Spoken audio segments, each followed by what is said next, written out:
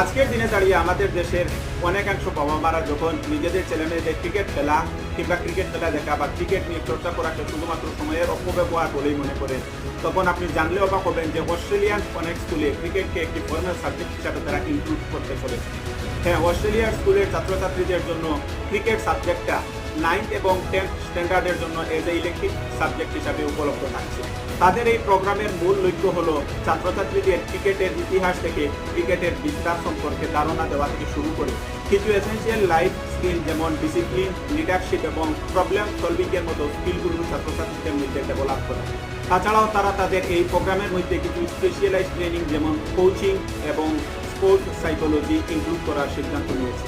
তো আপনি কি মনে করেন আমাদের দেশের শিক্ষা ব্যবস্থায় কি এমন কোনো প্রোগ্রাম ইনক্লুড করা প্রয়োজন আছে?